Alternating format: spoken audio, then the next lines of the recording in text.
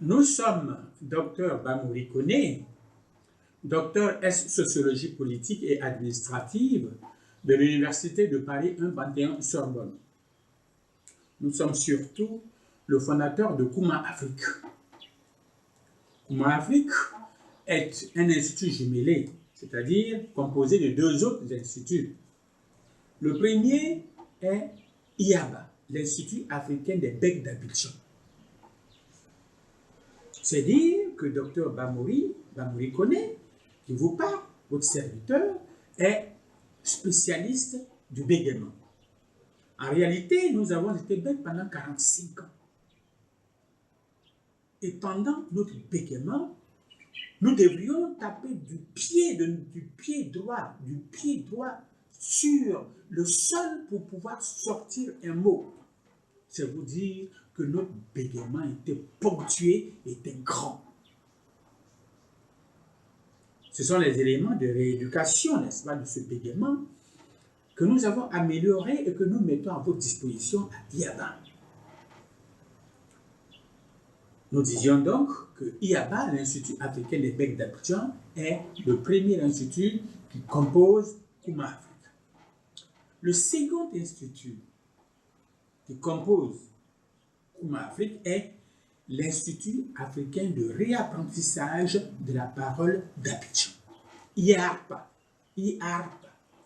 Alors, mais qu'est-ce que ça veut dire? Cela veut dire qu'après notre guérison du bégaiement, nous avons voulu prendre notre revanche sur le bégaiement en devenant spécialiste de l'art oratoire moderne.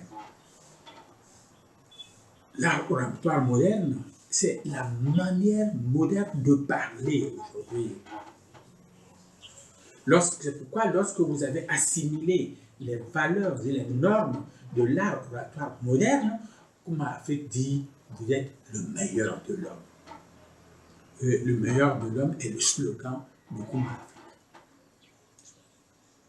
Alors, Dr Bamouri Koné, après avoir été bec, est actuellement, n'est-ce pas, spécialiste de l'art oratoire moderne. Et nous pouvons vous assurer que ni le bégaiement, ni l'art oratoire moderne n'ont de secret pour nous.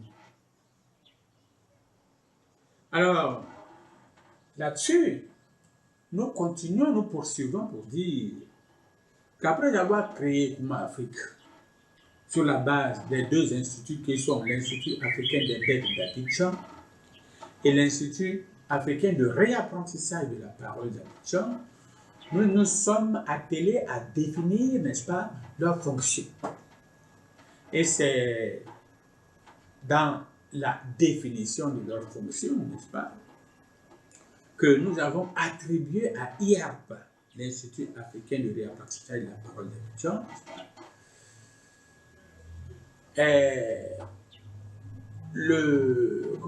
les fonctions qui relèvent, n'est-ce pas, de l'amélioration de la parole et également de l'amélioration de la personnalité de l'individu.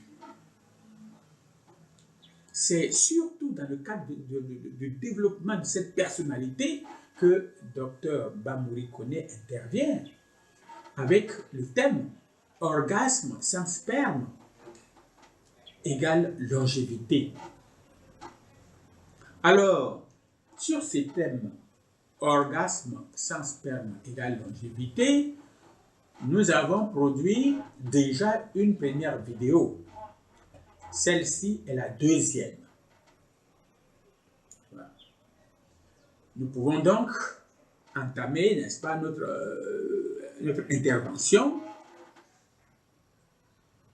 tout en vous disant que l'exemple le plus frappant de l'humanité en matière de longévité demeure les Chinois. Et donc, notre inspiration ici est chinoise. Alors, vous devez savoir que les adeptes de Lao, les adeptes du Tao de l'art d'aimer, savent qu'amour et sexualité ne doivent pas être séparés. N'est-ce pas? Alors, l'amour sans le plaisir des sens est frustrant et malsain. des rapports sexuels d'où l'amour est absent se réduisent à une simple fonction biologique qui ne nous fait guère approcher de cet apaisement mutuel dont nous avons tous besoin. N'est-ce pas? Rien n'est plus frustrant ni décevant pour une femme, n'est-ce pas, que de constater que son partenaire se préoccupe uniquement de sa propre éjaculation. L'acte amoureux doit être la vraie communion des sexes.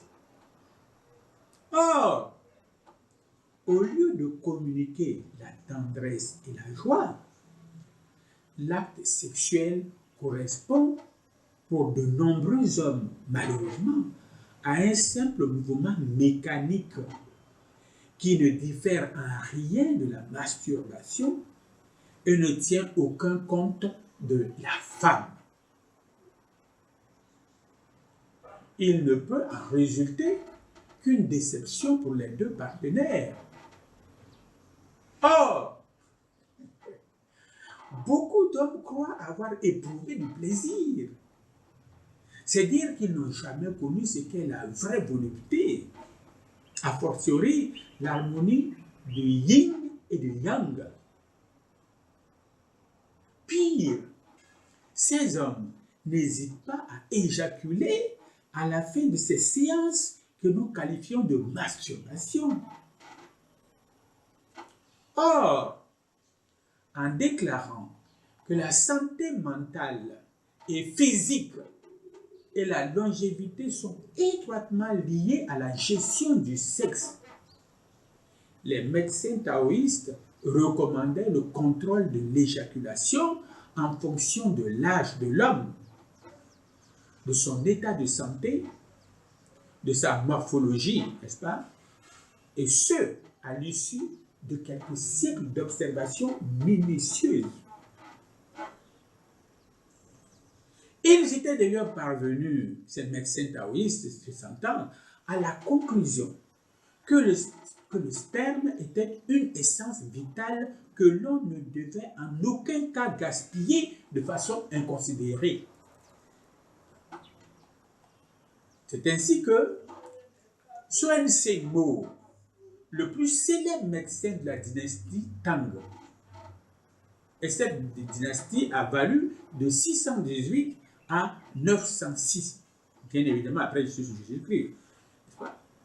Alors, Xuan Zhengmo, ce célèbre médecin de la dynastie Tang, déclarait dans son ouvrage « Recettes inestimables », c'est le titre de son ouvrage, « Si l'homme gaspille sa sémence, il sera malade. Et s'il l'épuise inconsidérément, il mourra. » C'est là le point le plus important qu'un homme doit garder en mémoire, selon Xuan Zhengmo, le plus célèbre médecin de la dynastie Tang.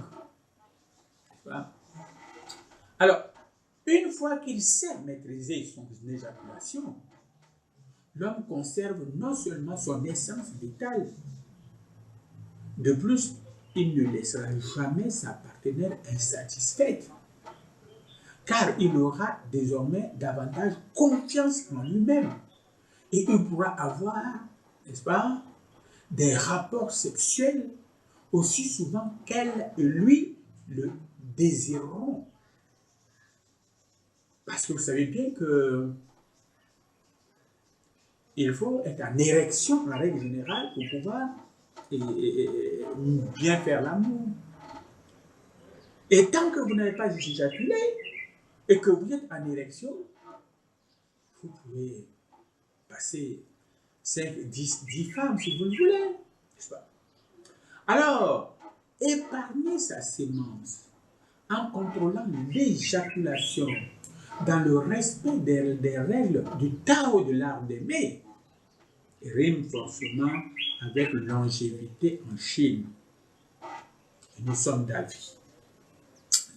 Pour cause, au 7e siècle, le médecin Chiang Chai écrivit un livre intitulé principe de longévité, dans lequel il expose plusieurs théories, dont celle préconisée par le maître du Tao de l'art d'aimer, Liu Qing, qui indique le rythme à observer en matière d'éjaculation. Alors, Liu Qing, en tant que maître du Tao de l'art d'aimer, avait donc préconisé déjà ce qui suit. Alors, nous allons donc parler de ce rythme, n'est-ce pas, à observer en matière d'éjaculation. Alors, c'est au printemps, c'est-à-dire du 21 mars au 21 juin, l'homme peut se permettre, n'est-ce pas, selon justement Liu Qing, n'est-ce pas, le maître du Tao de l'art d'aimer, n'est-ce pas, l'homme peut se permettre au printemps, n'est-ce pas, c'est-à-dire du 21 mars au 21 juin, n'est-ce pas, d'éjaculer une fois tous les 3 jours. Une fois tous les 3 jours. En été, c'est-à-dire du 22 juin au 22 septembre, et à l'automne, c'est-à-dire du 23 septembre au 21 décembre, l'homme peut se permettre d'éjaculer 2 fois par mois. 2 fois par mois. Pendant les froids de l'hiver, c'est-à-dire du 22 décembre au 20 mars, il faut épargner sa sémence et ne pas éjaculer du tout. Retenez bien une émission, n'est-ce pas, de sperme en hiver peut être 100 fois plus nuisible qu'une émission au printemps. Alors, sans réduire l'amour, n'est-ce pas, à de la gymnastique sexuelle, un jogging d'une demi-heure, c'est-à-dire de 30 minutes, équivaut en termes d'effort à un minimum de 2000 coups amoureux. Je disais donc que une demi-heure, 30 minutes, n'est-ce pas, de jogging, n'est-ce pas, équivalent en termes d'effort à un minimum de 2000 coups amoureux. Les maîtres du Tao de l'art d'aimer estimaient donc que l'homme ne doit pas éjaculer avant d'avoir porté au moins 5000 coups. 5000 coups amoureux. N'est-ce pas? Ceux, comment atteindre ces 5000 coups? Eh bien, ceux grâce à la combinaison de la méthode de blocage, n'est-ce pas, et de la respiration diaphragmatique que nous pratiquons en Koum Afrique. Et donc, nous vous invitons, si cela vous intéresse, à nous joindre, n'est-ce pas, par notre site, ou par, en tout cas, le site que nous allons vous communiquer à la fin, ou par Facebook, n'est-ce pas. Alors, n'est-ce pas, cela étant, n'est-ce pas, et ces techniques, justement, permettent, n'est-ce pas, de continuer presque infiniment l'amour et d'être en mesure de contenter sans trop de difficultés 10 femmes dans la même nuit. 10 femmes dans la même nuit. Nous savons tous que les rapports sexuels sont de manière primaire conditionnés par l'état d'érection de l'homme. Même si quelques techniques, n'est-ce pas, permettent d'y aller avec un sexe dépourvu de rigidité. On le sait, c'est vrai, n'est-ce pas? Alors, le contrôle de l'éjaculation et surtout l'épargne de la sémence assure la rigidité permanente du sexe masculin. Ce qui rend cet homme apte à des rapports sexuels multiples et de longue durée selon son état de santé, tout en lui garantissant concomitamment la longévité. C'est pourquoi les questions liées au sperme préoccupaient ce célèbre médecin taoïste de la dynastie Tang que nous avons déjà cité, Sun Senmo. Sun Senmo est né en 581. Il vécut 101 ans pendant lesquels, n'est-ce pas, il se montra un excellent praticien dans de nombreux domaines. En tant que premier spécialiste du Tao de l'art d'aimer, il trancha la question des fréquences d'évacuation et d'éjaculation ainsi que suit. Alors, c'est ainsi donc que ce célèbre médecin, n'est-ce pas, Xuan Zemo nous dit que l'homme de 20 ans peut éjaculer une fois tous les 4 jours. L'homme de 30 ans peut éjaculer une fois tous les 8 jours. L'homme de 40 ans, une fois tous les 10 jours. L'homme de 50 ans, une fois tous les 20 jours. Et l'homme de 60 ans ne devrait plus avoir d'émission, j'espère. À moins qu'il soit exceptionnellement robuste et bonne santé. Si tel est le cas, il peut continuer d'éjaculer une fois par mois. Alors, nous devons donc retenir que les principes essentiels du Tao de l'art d'aimer sont, premièrement, le contrôle de l'éjaculation, interruption fréquente pendant l'acte sexuel. Deuxièmement, l'importance de l'orgasme féminin que nous révèlent 5 signes. 3, la compréhension du fait que l'orgasme masculin et l'éjaculation ne sont pas une seule et même chose.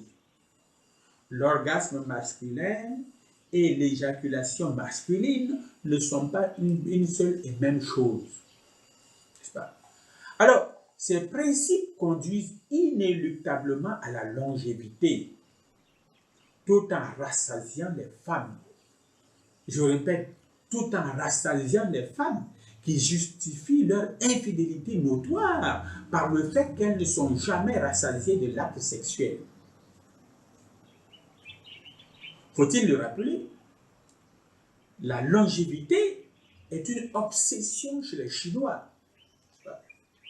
Dans la Chine ancienne, lorsque les hommes et les femmes vieillissaient, ils se voyaient traités avec respect et honneur accru. S'ils parvenaient à se maintenir en bonne santé, la vieillesse pouvait constituer l'âge le plus heureux de leur vie. Selon les médecins taoïstes, les individus qui atteignaient un âge avancé prouvaient par ce fait qu'ils étaient en harmonie avec les forces vitales du yin et du yang. Et très proche, n'est-ce pas, de l'unité ultime qui perpétuait toutes choses au ciel et sur terre. Alors c'est en cela que la longévité constitue pour tous le mode de vie ardemment recherché. Que pouvons-nous dire d'autre que de savoir votre opinion? Merci donc de nous avoir entendus et écoutés. Nous voudrions vous communiquer notre site dr.bamori.en face de monsite.com. N'est-ce pas? Et cet article, ce texte est sur notre site entièrement. Vous pouvez le retrouver, donner votre avis, n'est-ce pas? Nous le souhaitons. Alors, en dehors de notre site, vous pouvez nous retrouver sur Facebook en insérant Bamori Koné 52 ou en insérant simplement Kouma Afrique. Merci.